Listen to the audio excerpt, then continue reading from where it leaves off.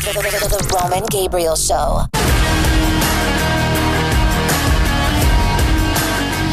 Listen to The Roman Gabriel Show at RomanGabrielShow.com or wherever you listen to podcasts. Jack Youngblood here, promoting Gabe on the new Roman Gabriel Show. Welcome to the Roman Gabriel Show, RomanGabrielShow.com, anywhere you get your podcasts, streaming TV at DBTV, and of course on Radio Network as well. Have a great friend coming in, a guy who you all met at Super Bowl 56 this year, was kind enough to come in studio, and we had a great time with him. Former USC quarterback, national champion, Cleveland Browns, and he's written a great new book called Through the Tunnel that we're going to talk about, that is right up my alley to help young people in this country with their mental and emotional, not only problems and struggles, but how to get through it, and some ideas on how kids can get their maximum potential reach. So with me, Paul McDonald. Paul, great to have you back on the Roman Gabriel Show. Roman, always great to be with you, buddy. Through the Tunnel is the name of the book, Paul McDonald, and it's a very interesting read. Not only are you going to learn some things about Paul and his family and about USC football, about his football career, and then some very, very successful people from different backgrounds that are kind of images and mirrors of the concepts that he's getting across. Before we get into your book, I've got to talk to you because we had big news. Came out of nowhere, massive. So the Pac-12 in 2 years is going to join the Big Ten, which makes that conference a super conference, and a lot of those Rose Bowl competitive rivalries that now could be regular season stuff. So Paul, being a former USC guy and you know, being involved in what's the granddad of them all, the Rose Bowl, the biggest bowl game of them all, and some of those Ohio State, Michigan rivalries. Talk to me about your thoughts about the move. Yeah, you know, USC, UCLA, they were originally talking about, Roman, the whole, both conferences, unless there was some news today that I did not see. But that was the rumor that Pac-12 and the Big Ten were going to join forces. And it's just the only thing that's been announced to my knowledge is USC and UCLA breaking away. And it is a complete shocker. Everything that's going on, of course, in college football is shocking. The NIL, name, imaging, likeness, the portals like free agency 24/7. And it's, you know, it is about what lies ahead and being attached to a conference or conferences that are generating a lot of revenue, so that these athletic departments can sustain themselves, because it is all about money. And you've got some budgets that are, you know, over $100 million across the board. And when you're only taking in, I believe the Pac-12 is only taking in each school under 20 million. And at some point in time, you're not going to make it. So that's why they made the move. And it is a massive change. The thing I think about is UCLA. Okay, so they're going to be playing in the Big Ten. The miles that these kids are going to be putting on their bodies to travel to games, the time zones they're traveling across, will they be prepared for that? You know, when we played in the NFL, you know, if you had 2 or 3 road trips across the country, that was a big deal. But now these guys are going to be traveling a lot, and I just hope that they're going to be able, the body's going to hold up. Paul McDonald on the Roman Gabriel Show. Paul, let me throw something out to you. I heard this today, and I think it's a very interesting idea. You know, men's college basketball has done such a great job with the tournament, women's college basketball, the World Series in baseball, you know, big money makers, a lot of TV ratings. So let's say we've got a Big 12 conference that's made up of Big 12 teams and maybe 4 or 5 more Pac-12 teams that come in. The Big 10 with now USC and UCLA, the ACC, and then, of course, the SEC, and the ACC has Notre Dame. How would you feel about a tournament going to what everybody has always talked about, which is like a 16-team tournament for the national championship, where you take designated teams, a number of teams based upon winning percentage or whatever from each conference? Maybe the SEC gets 5 and the Big 12 gets 5, and the the ACC gets 3 and the Pac-12 gets 4, whatever. What do you think about that concept? I think in theory, it's a great concept.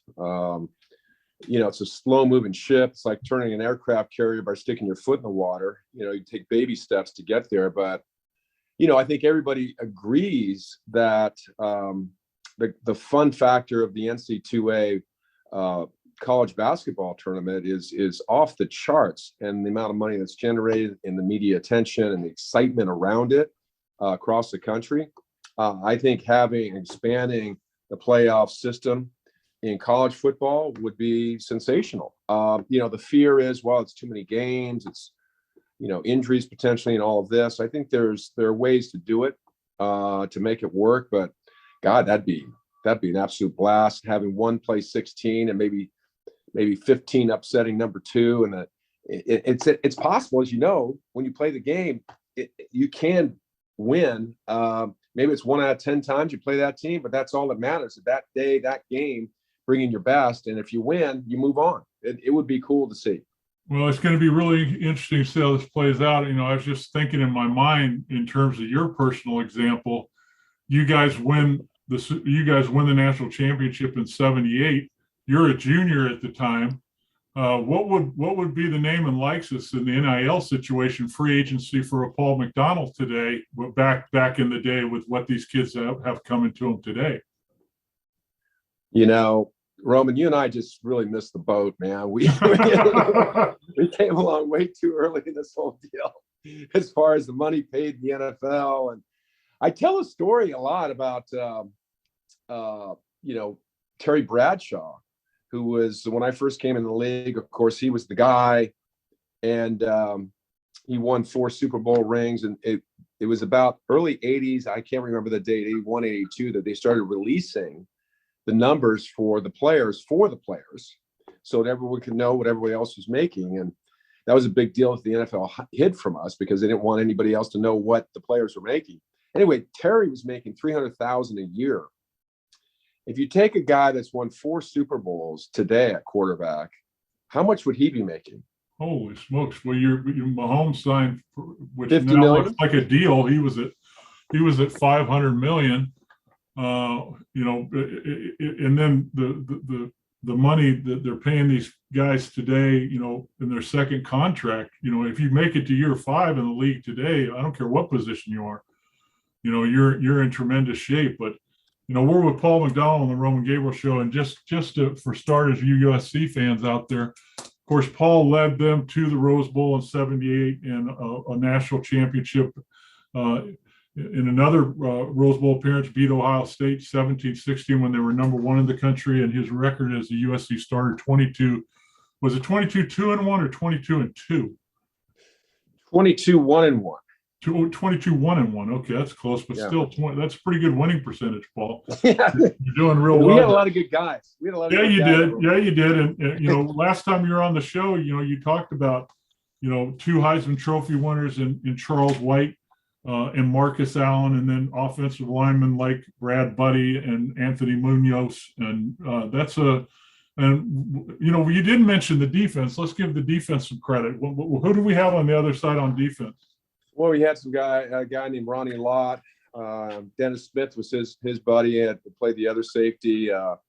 Larry McGrew, Ricky Ellison, just an onslaught of fantastic. Chip Banks was on that '79 team. Just an onslaught of just amazing athletes and players across the board. Really, it was fun. So when one-on-one scrimmages were interesting at USC. Let me tell you a story about that. So my freshman year, we had a guy named Gary Jeter, who was a senior, big time player, played defensive tackle, played with the Giants for 8-9 years. Just an absolute stud. As a true freshman, a guy, and you mentioned his name, Anthony Munoz, came in. Well, John Robinson thought it'd be a great idea after the first practice to get the 2 of them to go one-on-one. And guess who won that one? Anthony. Just he pancaked him. He was that good as a freshman. As a true freshman, 18 years old. It was Would you agree, like many people talk about, and there's been some great left tackles in this league, that he's the best ever? Well, selfishly, and since I know him so well, I would say yes. But you got Ron Yeri. Yeah. You've got Jackie Slater. Right. Jackie was incredible as well. Incredible, to a team near and dear to you. But he was kind of the first guy. But Munoz was kind of like the first guy that got real big attention as an offensive lineman. Is that right? I would say so.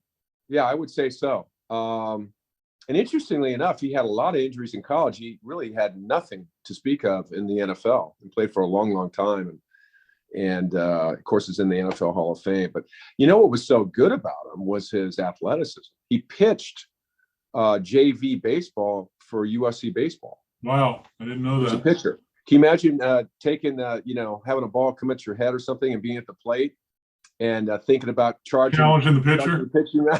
You need more than a baseball bat. Yeah, that would be a bad idea. Paul McDonald with us, former USC quarterback and also Cleveland Browns quarterback. And Paul, give me your best Marcus Allen story. Okay, I got a great Marcus Allen story. There's actually two of them. One about his toughness and another one about his ambition. So the first one about his ambition. So it was summer. We were working out in the summer sometime, maybe working out, running, throwing the ball. And he hopped in my Jeep and we went to, so I lived in a studio apartment in Hancock Park, but it was behind a really nice estate. And so we're driving in Hancock Park and all these like beautiful homes. And Marcus was just looking around and said, wow, I'm going to own a home like this one day. And I'm like, Marcus, you absolutely can. And then the story on his toughness, he came in and he played quarterback in high school. He was a heck of a quarterback. Him and his brother both. Brother played in Canada. He could throw it. That's right. But he came in as a defensive back, cornerback, as a freshman. We had a guy, great fullback named Lynn Kane, who was a senior my junior year. Was a really super good player. He was a converted tailback to fullback, and he ran for 1,000 yards as a fullback at SC his senior year. Played for the Falcons. So we needed to replace Lynn Kane, and so we moved Marcus from cornerback to fullback. But he was a string bean. He was, 6'1.5", 6'2", I don't know, $185 or 90 as a sophomore. And as fullback, you're leading student body right. You're running the blast play where you go up the middle and you're hitting the inside linebacker head to head to make room for the tailback, Charles White at the time. And so you're really a blocker. And occasionally you get the runs, and occasionally you get a pass. Well, we had a practice, and he goes around the right side on student body right, and he found Larry McGrew, who lit up Marcus. And Marcus is on the ground, goes over to see the trainer, Jack Ward, broke his nose. So he puts some tape, Jack puts some tape on it. Marcus is off to the side with his helmet off and one knee on the ground. John Jackson, the late great coach, running back coach at USC and boxing guy that started boxing at the Forum in LA. So Coach Jackson says to Marcus, what are you doing? Get in there. So he just breaks his neck, and Marcus is like, okay. So he gets in there and with a broken nose and, finished practice. So, and I've talked to Marcus about that, and I believe, and he agrees with me, that year that he played fullback at USC had a lot to do with the success he had afterwards. So the good hands came from his defensive background. Yes. Yeah. And he's just a great athlete. Yeah. Marcus is great. He could probably play 5 different positions. The Roman Gabriel Show. Create your own routines. How do I do that? I set intention. I take and choose the action that matches that intention. Hey guys, I'm Camille Schreier, Miss America 2020. I'm Coach D. Go to soldouttv.com and take the pledge. And I want you to go to soldouttv.com and take the drug and alcohol abstinence pledge. To not drink or do drugs. It will benefit you and your future. I took the Sold Out pledge and I was very excited about it. So I want to challenge you. Take the Sold Out pledge. Go there, finish it. Let me know what you think of our program. Really appreciate the Sold Out program coming. I always tell our kids, you got to put in 110% into everything that you do, and don't let anybody ever tell you that you can't do something. Because the intention doesn't matter unless the action is there to follow. Then you're going to start getting results. You can continue to make improvements. You can't ever think that you're satisfied. You got to continue to build and grow and learn and evolve. And some things are going to challenge you, but you got to fight through those things. Leave every ounce of effort. Students, this is Roman Gabriel III. I just want to remind you to please go to soldouttv.com to follow up with your pledge. We had a ton of you guys that took the Sold Out Alcohol Abstinence Pledge, pledging to be alcohol abstinent and drug abstinent at soldouttv.com. Get a feel for our 365 Student Success Program, our brand new fitness, health, and wellness program. And circle down, right hand down, left hand down. My mental skills tools I'm going to give to you to help empower you. I think it's awesome that we have these people influencing us. Really excited to go on the website and learn more about it. Challenge you. Take the Sold Out pledge. Go there, finish it. Let me know what you think of our program. It's really important for us that you tell us and give us feedback. The Roman Gabriel Show. Well, I'll tell you a story. The first mini camp with the Raiders, of course, he was the number 1 draft pick and signed for $1 million. And, at that time, he was like Magic Johnson money. You remember we signed that lifetime $1 million a year contract, which sounded like a big deal. Now would be pennies. But anyways, we showed up for the first in Oakland for the first mini camp after the draft. And Kenny King was the tailback, who's a pretty good football player. Good player. So Kenny is at tailback, and so they put Marcus in for the first time, and they ran 3 straight plays. And the first play was their favorite play, which was kind of a Bob Trail, which the Raiders love to run. And of course, Marcus, everybody talks about his 40 speed, but his speed to the hole does not look anything like a 40, a 4.6. When he hits the hole, he hits it hard and fast, and he just has the ability to find little places. It's great on the goal line, as you know. And then the second play was a sweep pass where he threw a ball about 40 yards on the money, beautiful spiral down the sidelines. And then the third one was the Raiders, money long ball, which was out of split backs. Run the wheel route. Yeah, perfect. And so Marcus runs the wheel route, ball gets out, he goes vertical, dives, catches it with his fingertips, and that's his first 3 plays that I saw. And so the next day Kenny went to fullback. Marcus was the starter day 2. No surprise. And today, especially, you've got to have hands as a running back out of the backfield. He had just great hands, and we created some plays for him out of the fullback position.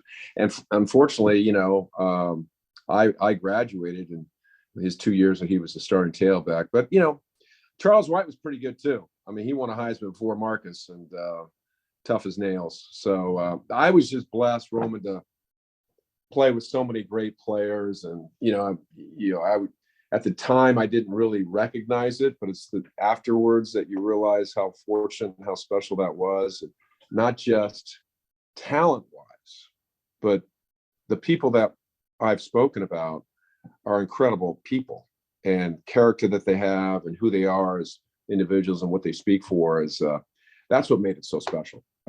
Well, I really appreciate it. Paul McDonald, the former quarterback of the USC Trojans, national champion, Cleveland Browns, and now he's taken up writing books. And the great thing about all the USC fans out there, and there's so many of them, both times you've been on my show, you've told some great stories, which I've gotten a lot of comments about. So everybody always wants to hear about that USC team and about playing football for the Trojans, which in Southern California hopefully is going to be a big deal again with your new coach. So we'll see how things are going to go this year for the Trojans. But your new book, we mentioned it the last time you were on the show that it was getting ready to get ready to go through the tunnel.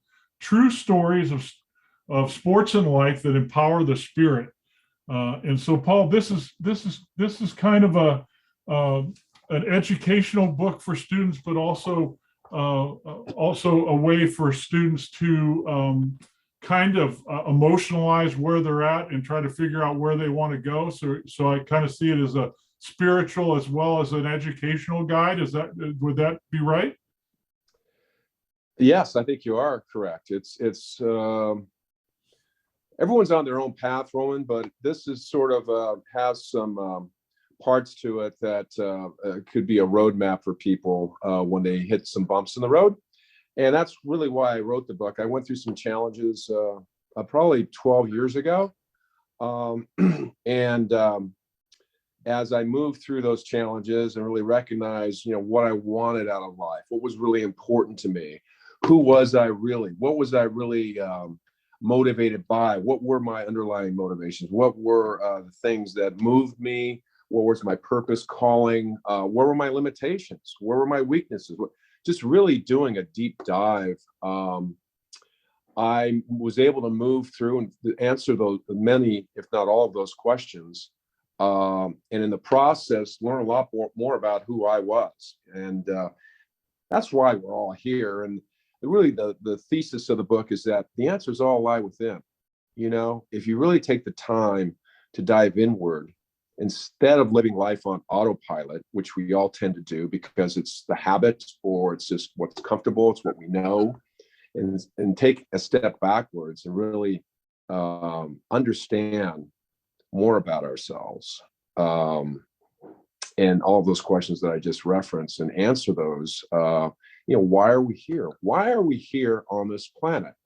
I venture to say that most people really haven't taken the time to answer that question. So the book really, through stories and different sports stories, some of my own, but many other athletes, Marta, who is the brilliant Brazilian women's soccer player. We have a story about her. We do talk about the Trojans a little bit. We talk about some of my days in Cleveland. But we talk about, Vince Papale, had showed great grit. They made a movie about him with the Philadelphia Eagles called Invincible. Andre Iguodala, who's the Warriors' great basketball player. We have a story about him, about how he just trusted Coach Kerr, suggesting that he become a sixth man, even though he'd been a starter his entire career, and trusting that whole process. And out of that, he got MVP of the playoffs. He got a bunch of rings from the championship games. So we have many other stories that are in the book that really speak to the message in the chapter, which I think is really cool because of our backgrounds. And I think most people at some point in time have played sports, whether it's just youth sports. Many people played high school sports. I'm not talking about professional athletes or even college athletes, but people can relate to sports. And when we go back to our days, today it's slanted towards how much money you can make, what we're talking about. But back in the day, the real meaning of sports, the lessons learned, the friendships made, the camaraderie you have, that's what it's all about. And that's what the book is about, is to bring forward those stories, those messaging to empower people to live their best life. And I love the cover. Why don't you show that to us? Very familiar scene of the former USC quarterback going through that Coliseum tunnel. And I'm sure when you shot this, Paul, there were a lot of good memories, I would think. A lot of great memories. And in fact, one of the opening chapters of the book, I speak to actually being in the tunnel and walking out and what that felt like and who I was around and what we were feeling and all of that. which, as you know, you have brings chills down your spine. Even though I was in an empty stadium when we shot that cover, it's almost like you could hear the band playing. Yeah. You could see the fans in the crowd roaring, getting ready to roar as the team took the field. It's just a special moment in every game. It's right before you walk out into the field. How would you say the book applies to, which is very germane to where we are today? I mean, there's many. We're going through a mental health crisis with student athletes as well as with professional athletes today, maybe more than ever. I guess, but when you and I were that age, it was kind of taboo, the whole mental health piece. But today it's much more mainstream, something that people are accepting, a little more accepting of when it comes to being sensitive to that. What are some of the aspects of the book that speak to even the COVID fallout in terms of the mental and emotional challenges Americans are going through coming out of this incredible pandemic? Well, it's metaphorical. The tunnel is metaphorical for, obviously, literally, you walk through a tunnel to play a game, whatever sport it might be. But figuratively, it's the tunnel of life, or also those moments when you're in the tunnel, it's typically darker, right? Which leads to the messaging that, the challenges that you had in your life, the traumas, the issues that are going on with you, and those little internal battles that exist within each and every one of us. I think we live in a very negative world. I think the messaging that we see is all negative, advertising wise, fear of missing out, just all of the drama. And the pressure to perform. Yeah.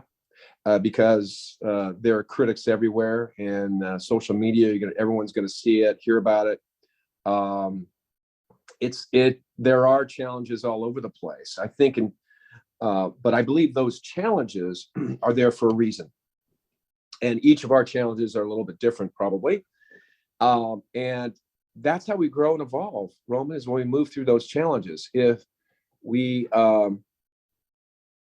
resist what's out there, that's when stress occurs. Okay. One definition of stress is resistance to what is. So you get to play a game. It's all about perspective. You get to go out there and play a game. You've got all these people and you want to perform well. Okay. So what should you be thinking about before you go to the game? Should you be thinking about, oh my God, don't screw this up? No, you can't be thinking that. If you do, you will. So you need to shift and pivot, and I believe this is a microcosm of life. No matter what's going on in your world, shift and pivot to gratitude, pivot to what you're grateful for, pivot to what you have. And then some very, very successful people from different backgrounds that are kind of images and mirrors of the concepts that he's getting across. And Paul, I was going to ask this question because you and I come from a very similar background. Neither one of us were 5-star athletes coming out of high school. We know what being a backup's all about, and working your way up to number one, waiting for that opportunity and getting in. You certainly did that at USC as a third-string quarterback as a freshman, and then a backup as a sophomore. For kids out there that do meet that, and about the secret to what it takes to endure to get to that point where you get your opportunity and you have the opportunity to seize it. Well, I'll quote Kobe Bryant, and we feature him in the chapter "Trust the Process." It's not about the outcome. It's not about it is the journey. It is. I mean, I know that's cliche, but it is absolutely the journey. That's why it's so important to really dig what you're doing. Really, and you did, and I did. And we answered the question, how important is this to me? And for you and for me, it was very important to keep doing it because there was enough there that we can get our arms around. And there was a light at the end of the tunnel, and we did what we needed to do to get and win the job ultimately. Hey, everybody. Thanks for watching the Roman Gabriel Show. And for more exclusive video and audio archives, go to our official website at romangabrielshow.com. That's romangabrielshow.com. romangabrielshow.com and enjoy. We'll see you soon. Listen to the Roman Gabriel Show at romangabrielshow.com or wherever you listen to podcasts.